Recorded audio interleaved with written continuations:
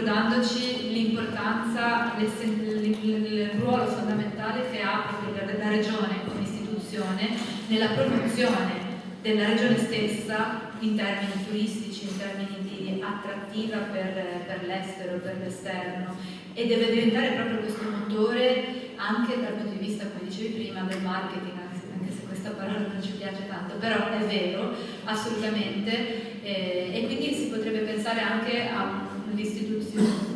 la creazione di un portale d'eccellenza che promuova realmente la Liguria e, come mi è stato suggerito già,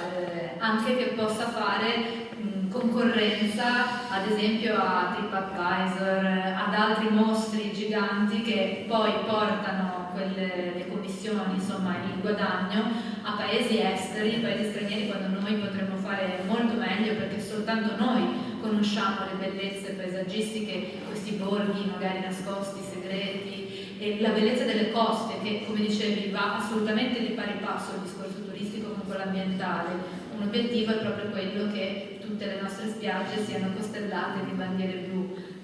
bandiere azzurre. Allora, mi suggeriva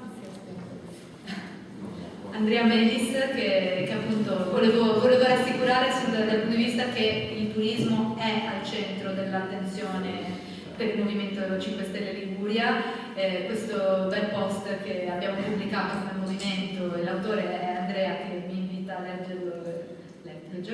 Allora, l'idea di turismo in Liguria deve passare ad una versione di turismo 2.0. Dobbiamo mostrare la nostra regione in tutta la sua bellezza e liberarne le potenzialità, passando anche e soprattutto dall'entroterra. Aree da recuperare e valorizzare con progetti di albergo diffuso per ridare vita ai nostri borghi, percorsi escursionistici che si snodino dal mare ai monti, sport e salute che si intrecciano virtuosamente, microimprese sostenibili dedicate alla produzione di prodotti locali, agricoli e artigianali nell'ottica di una produzione e consumo a chilometro zero, che diventino anche luoghi da vedere per riscoprire un modo diverso di vivere, un turismo sostenibile che cammina a fianco del recupero del territorio, legato ad esso e all'uomo che lo vive e che lo tutela per il bene proprio e dei propri figli.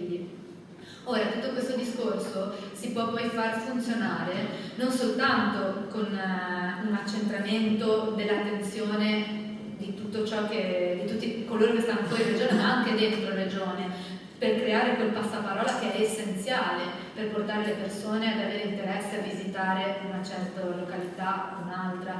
ma va accompagnato anche a un abbassare la pressione fiscale che c'è su tutte le attività turistiche, perché appunto